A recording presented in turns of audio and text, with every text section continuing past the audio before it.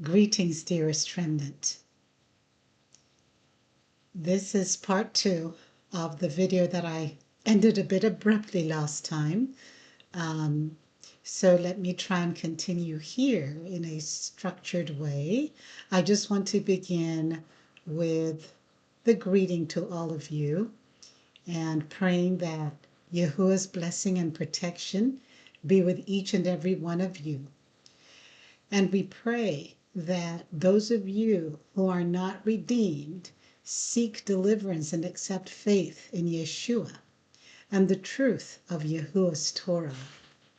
Remember, Yeshua said in Matthew 5:17, I came to fulfill the Torah, not to destroy it.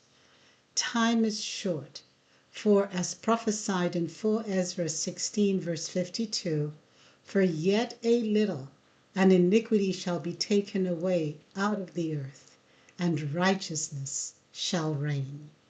The biblical references here are Exodus 20 and Deuteronomy 5 and 6, Matthew 5:17, and 4 Ezra 16. Amen and hallelujah. And so just keep in mind with regards to the teaching, the main message that the righteous, the remnant, are left behind, is in keeping with what Ezra prophesies in 4 Ezra 16 verse 52, that iniquity shall be taken out of the earth and righteousness shall reign. So how else is righteousness to reign if the righteous are not left behind? Okay, so in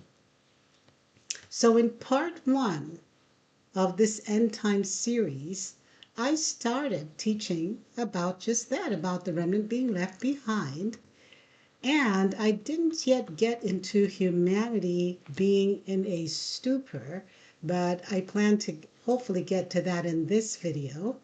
Okay, so humanity is in a stupor in the last days. Of course, that excludes the remnant. The remnant are not in the stupor, but humanity, the unsaved humanity are. So I ended that recording abruptly because family duty called. You know how that is, I'm sure.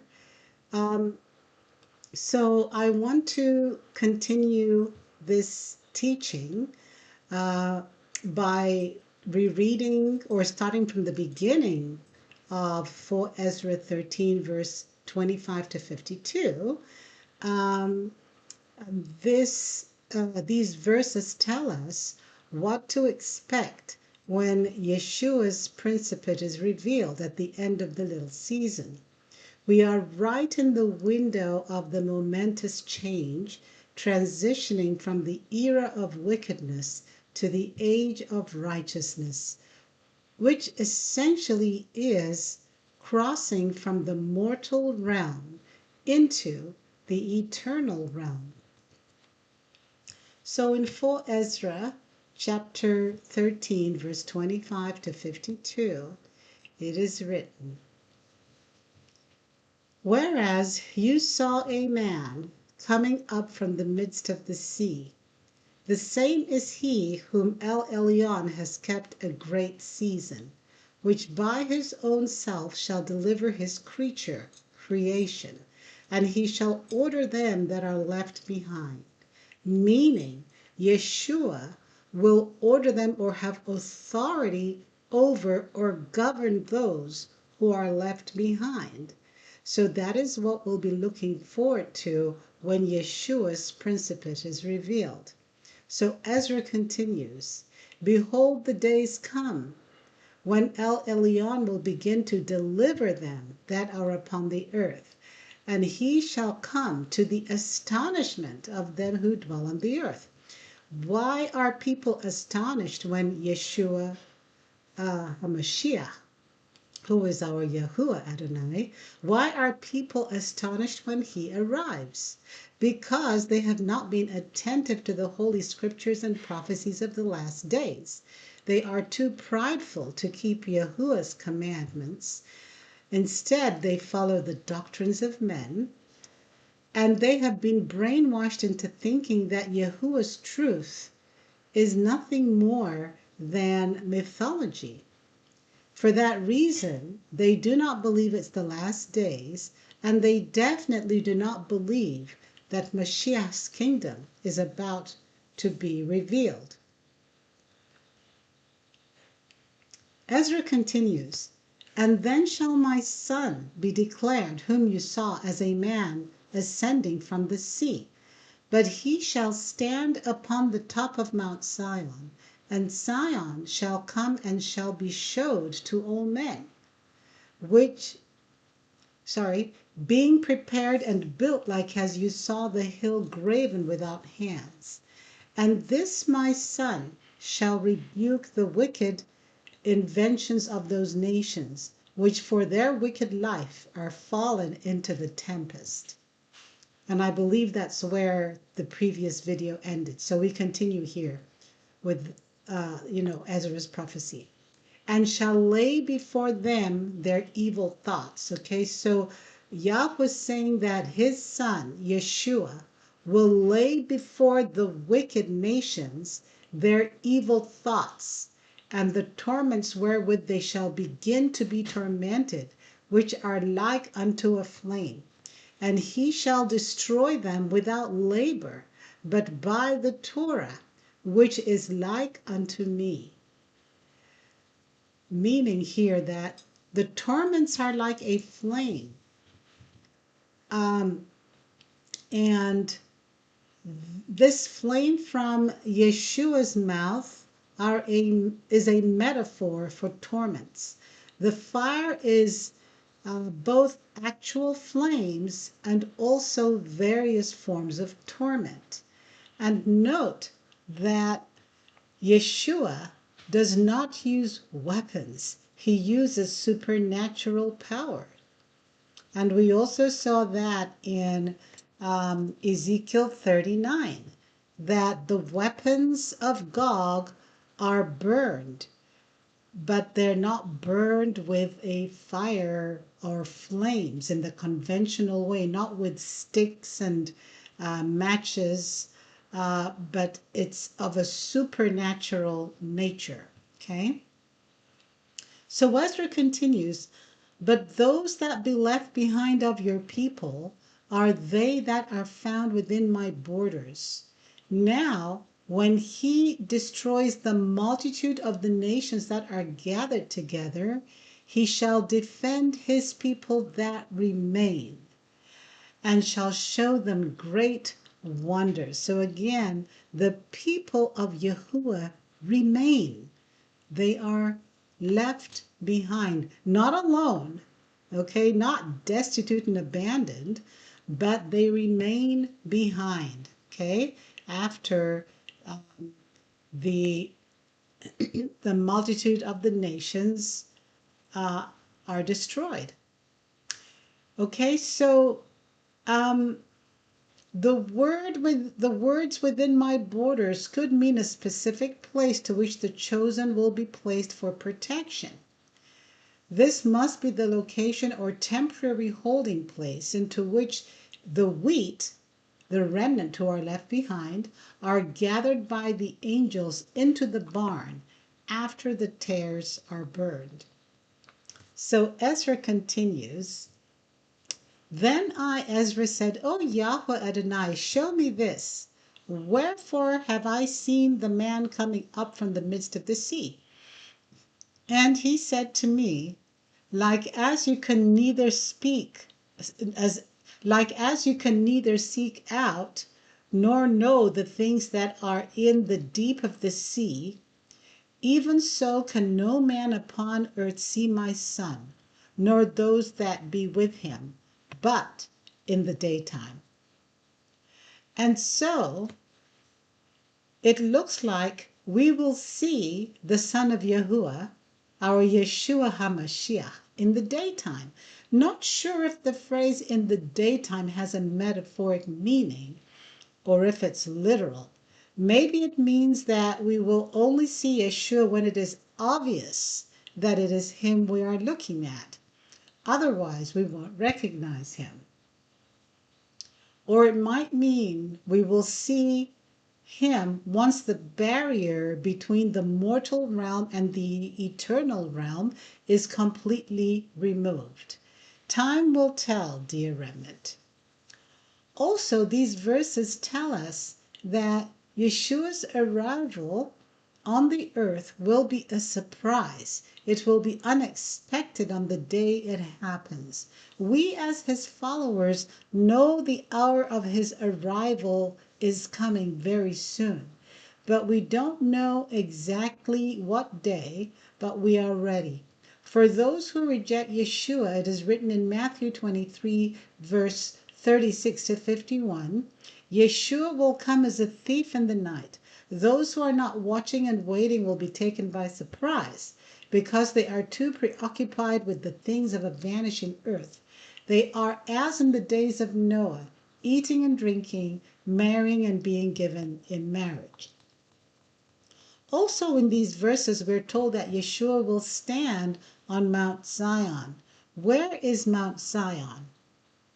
Well, let's remember that Genesis chapter 2, verse 10 tells us, and a river went out of Eden to water the garden, and from thence it was parted and became 4 heads. Jubilees chapter 8, verse 19 gives us more detail.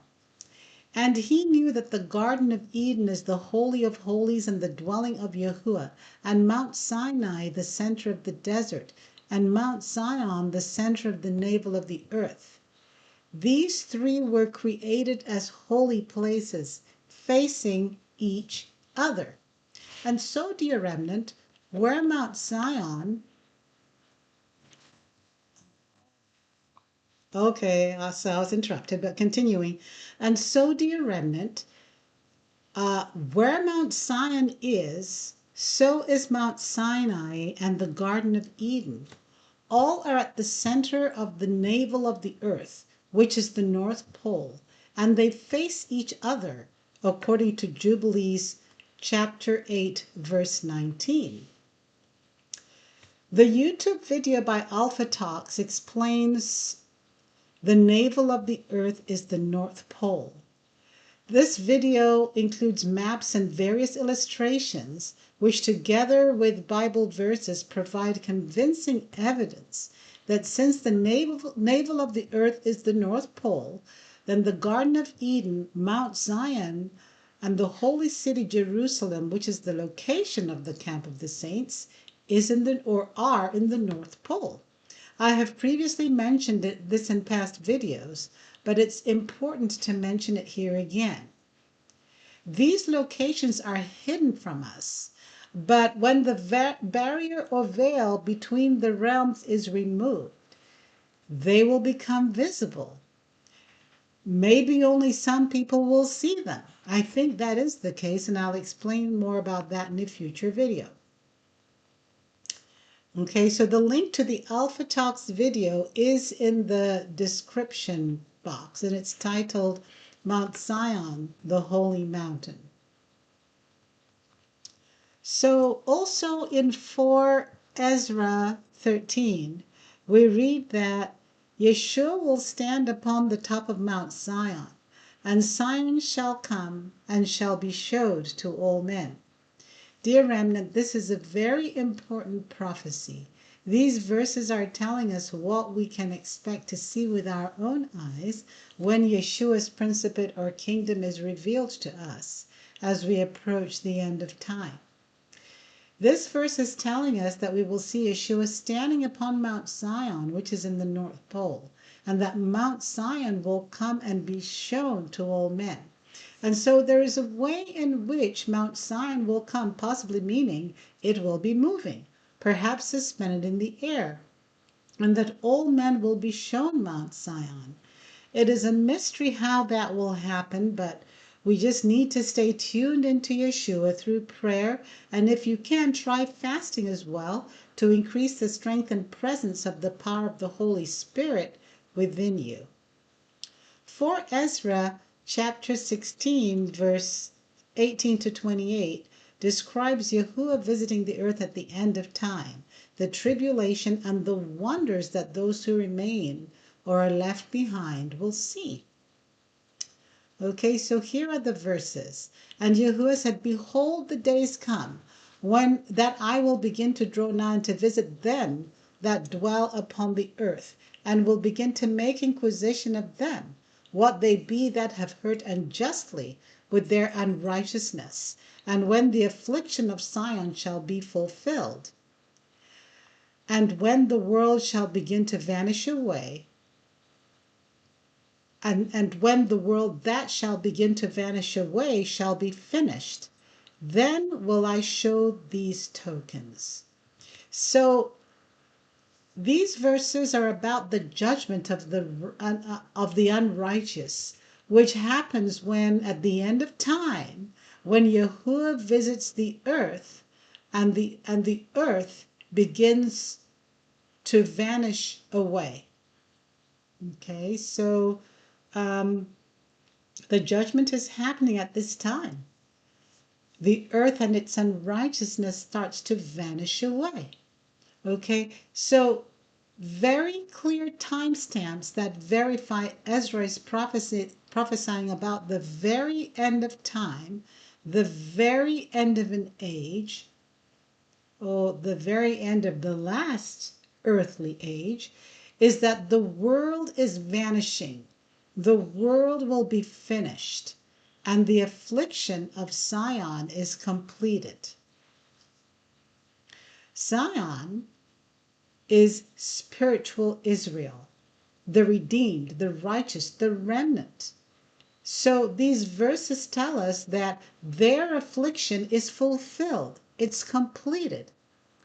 They have through faith and works been revealed.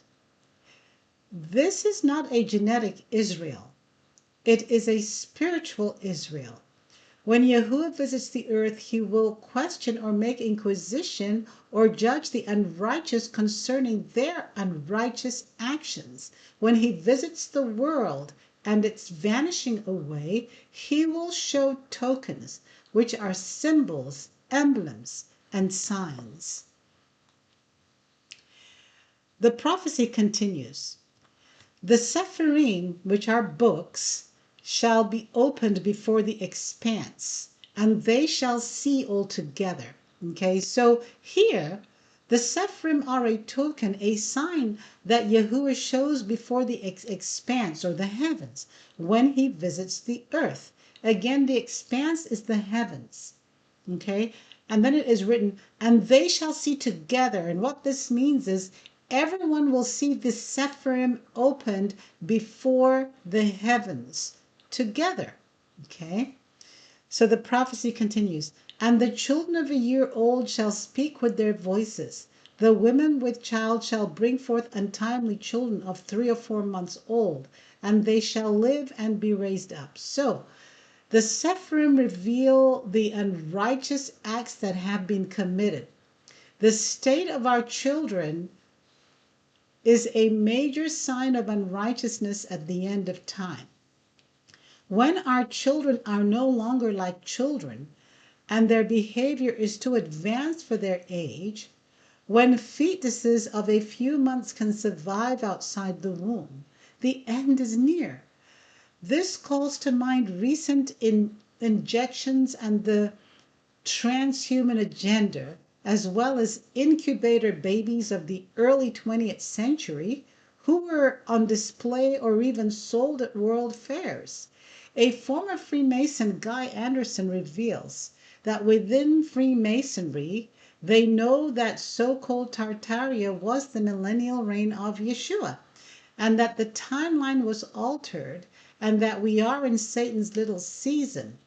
He also says Trump is a Rothschild. All right, so there you have it. Something that some people have suspected or thought about, whether Trump is a Rothschild. According to Guy Anderson, he is. Okay, and I'm putting a link to the video where Guy Rothschild reveals this information. Not that we believe what Freemasons say, but he is an ex-Freemason.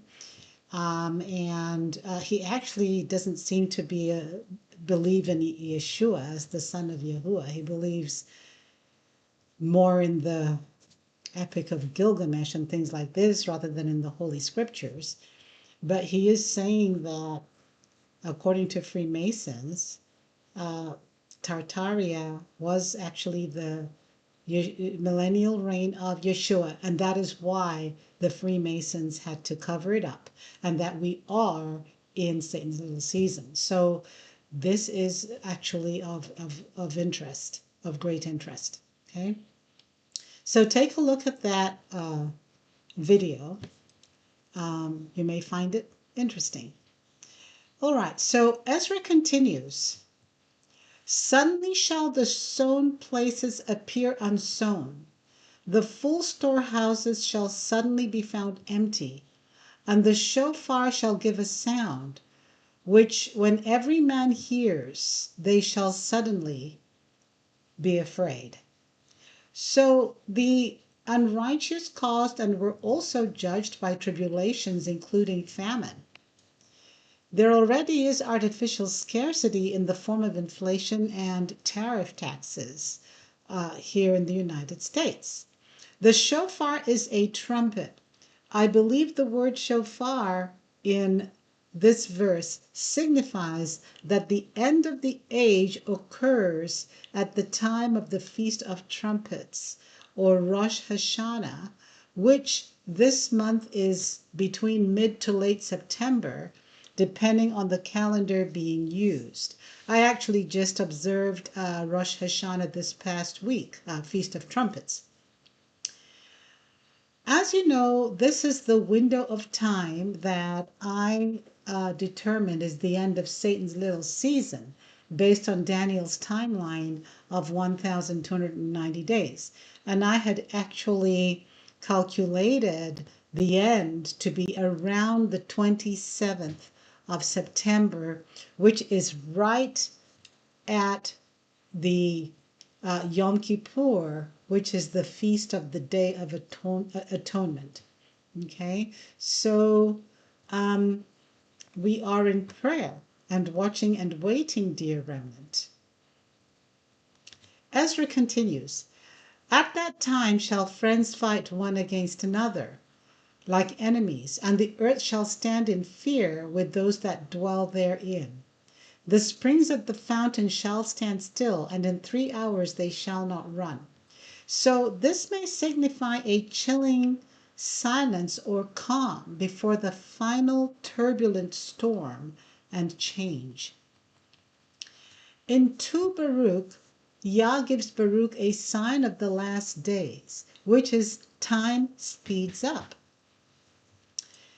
Therefore, behold, the days come, and the times shall hasten more than the former, and the seasons shall speed more than those that are past, and the years shall pass more quickly than the present years.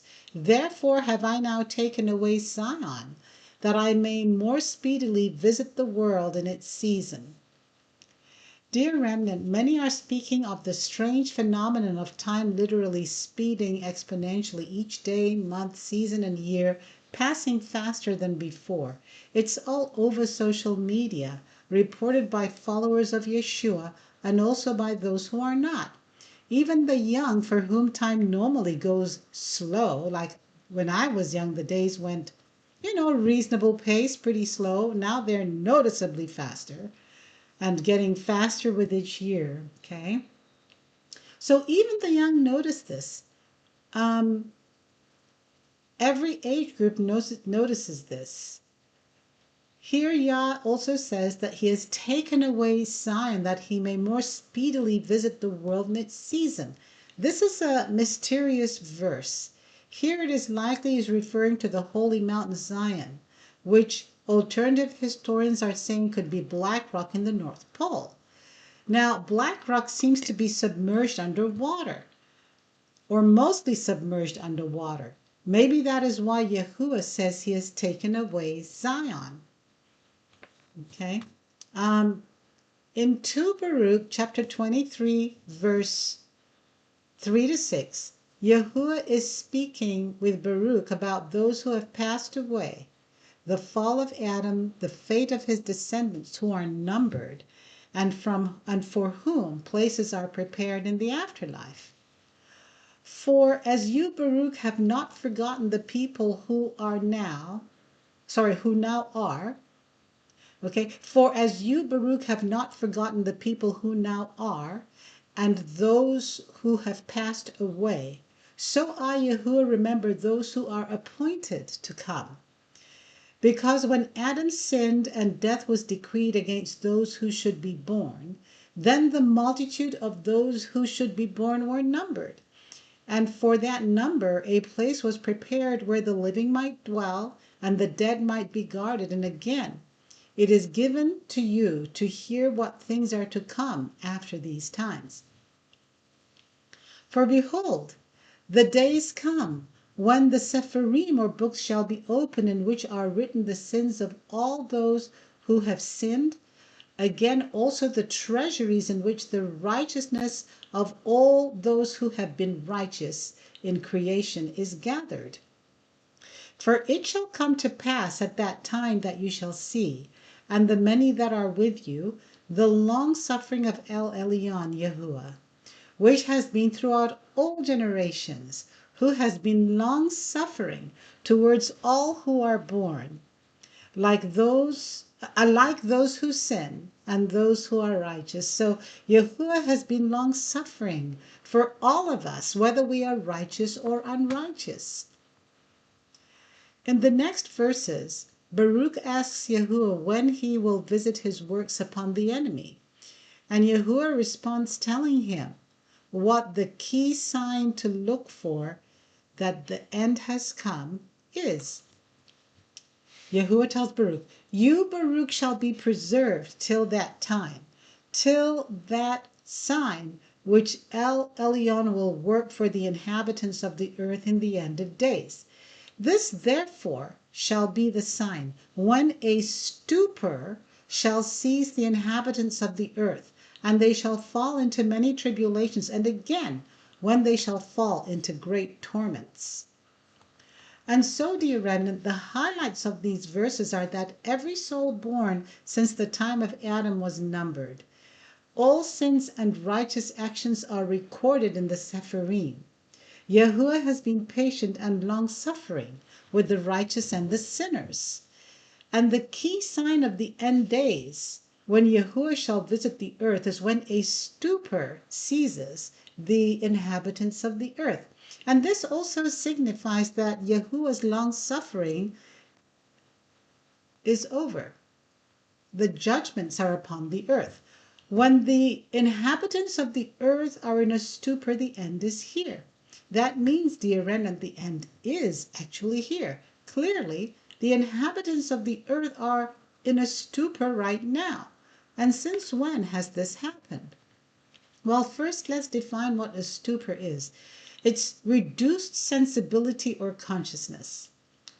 Great diminution or suspension, suppression of sense or feeling.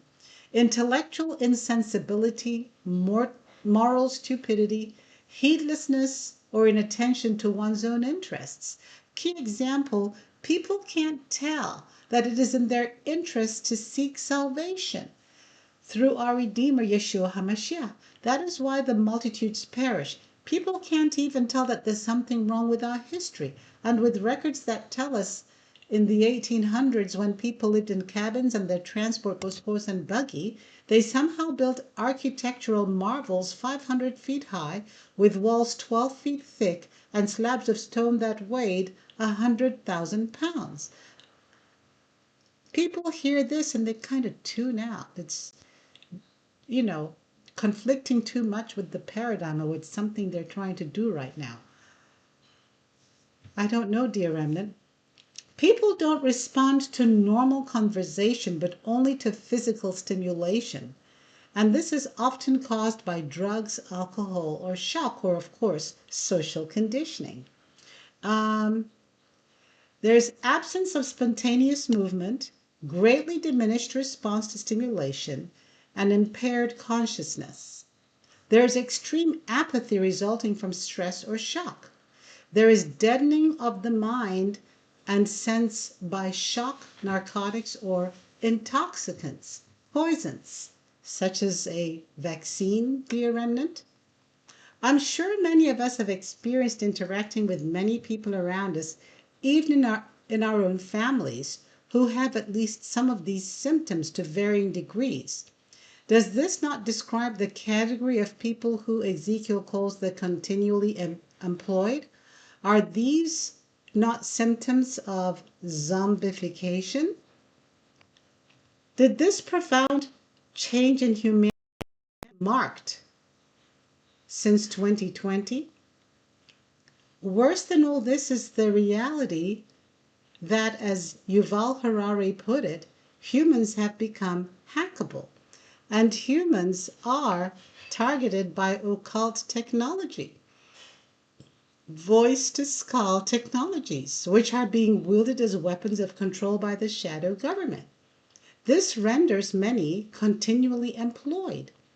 Humanity is indeed in a stupor, dear remnant. I believe that the tribulation of those who do not believe will involve the continually employed continuing to be severed out, and the intensification of the stupor in the coming years amongst those who still willfully reject redemption. Just recently on social media, it was reported that 14 opposition leaders in Germany died suddenly, and the chances of this being incidental is 0%. Very likely these are sudden deaths associated with remote technology and possibly the hackability of humanity since 2021 due to the well-known genetic procedure. There is now an uptick in reports of sudden deaths.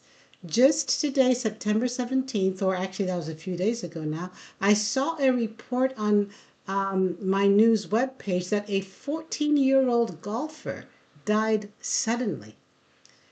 At the same time, I see Wi-Fi towers going up like crazy here in the countryside where I live. When I moved here 5 years ago, there were barely 2 towers within a 10-mile radius from my home. Now I see as many as 20 on the horizon within a 15-minute driving distance, meaning if I drive 15 minutes away from my house in that time frame, I can look on the horizon as I drive around in different directions and I see at least 20 Wi-Fi towers blinking red or white lights. It's really quite menacing. I moved to the country to get away from that harmful EMF. Well, as Trump promised in January when he was inaugurated, he wants to make the USA the AI capital of the world, which really means a police state. That's his plan, of course. Time will tell, for this little season of Satan is nearly over. And as written in the prophecies of Baruch and Ezra, it is going to be rooted out. And that is indeed excellent news for us, dear remnant. There was also a report this past week that the FDA is to report on 25 child deaths linked to the COVID vaccine. That was in the Washington Post.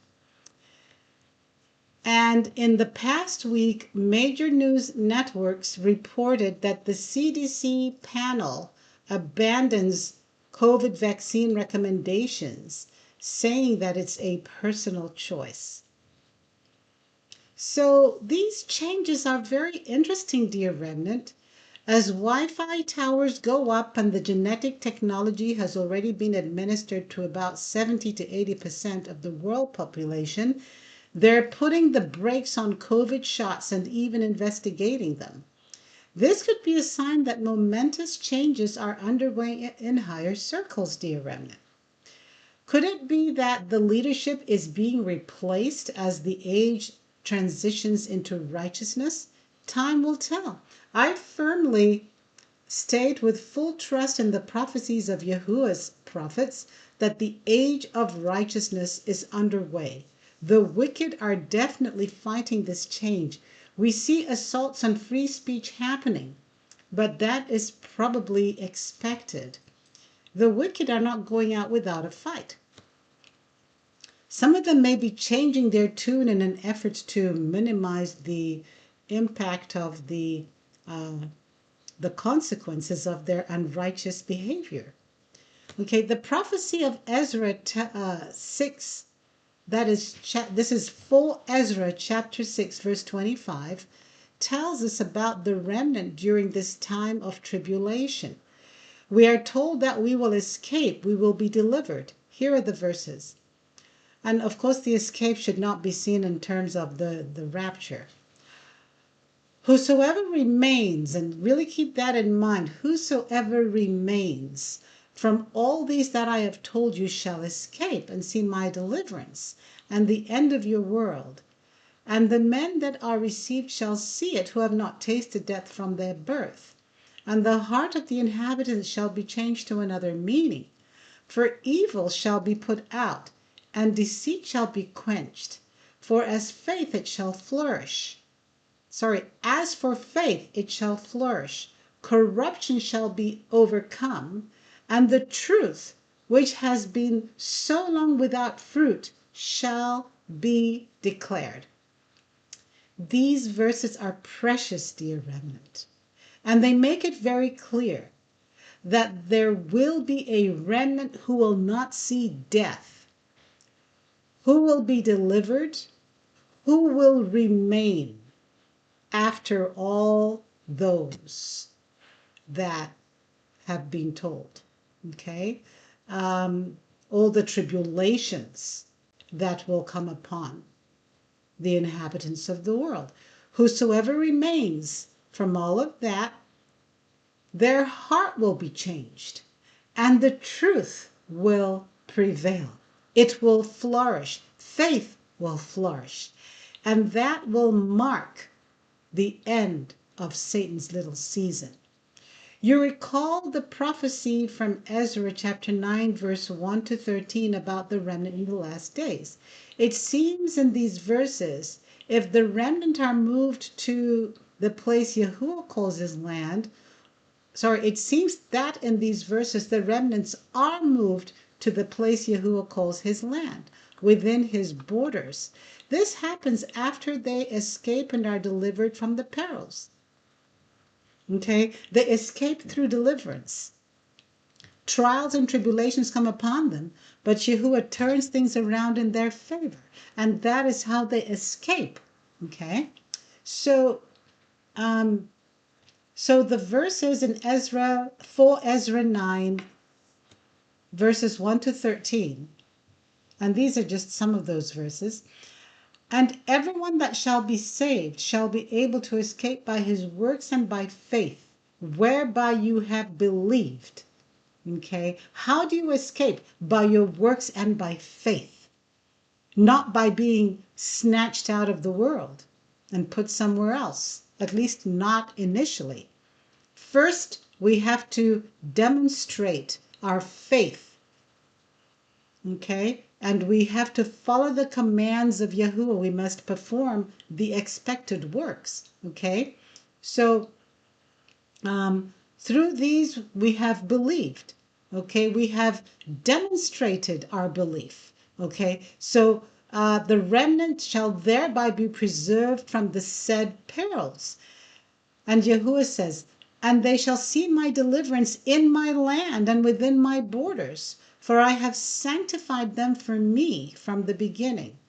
Okay, so based on the verses that I previously read, okay, it is clear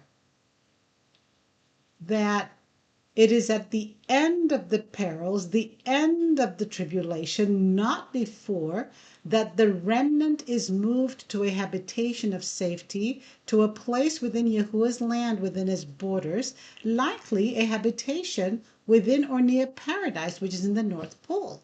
And then the final judgment by fire will cleanse the world. So the remnant is moved to that habitation as a way to protect them while the earth is being burned and cleansed by fire. Okay? So that is how I believe it will likely play out. I don't know the specifics. I don't know about how we actually get moved or anything like that. That is, of course, information we're not privy to. We just know that there is some way in which the remnant will be moved, and nothing is impossible for Yahuwah. Okay. Now, I would not call deliverance to Yahuwah's land a rapture, because it is written that the remnant are those who have not tasted death from their birth. Okay, so what is prophesied in these verses is a mystery. What is clear is that we will be here, and that the earth will be cleansed of those who reject Yahuwah, and that it would seem there'll be a point in time where the vast majority of those who are still living in the world will be the righteous. Okay, that is why it is written, whosoever remains from all these will escape and see my deliverance. When the time comes, we will know in our hearts what is happening, where we are going, and what to expect. We may actually be directly interacting with the angels and with the saints who will guide and direct, or even physically transport us to this location. Okay, so these verses actually also make it very clear that Yahuwah knew from the beginning who his remnant were going to be.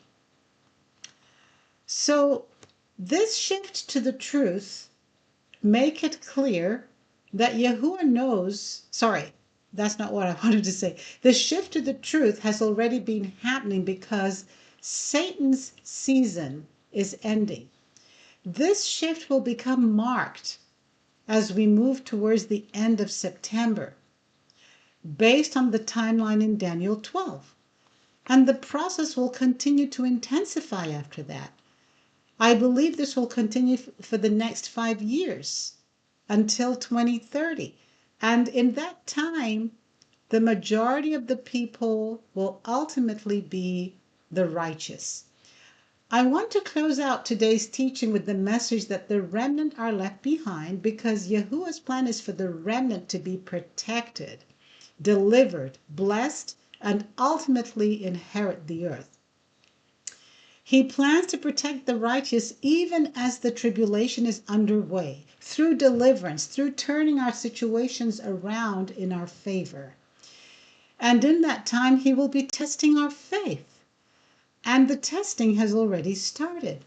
Again, he may be planning to move his remnant to a location within his borders. And we'll see what that means when the time comes. And that, that is just so uplifting. This message that I've given you concerning the remnant, which comes from the prophecies of Baruch and Ezra, as well as Enoch, are contrary to the conventional Christian teachings that those left behind are the cursed and the wicked.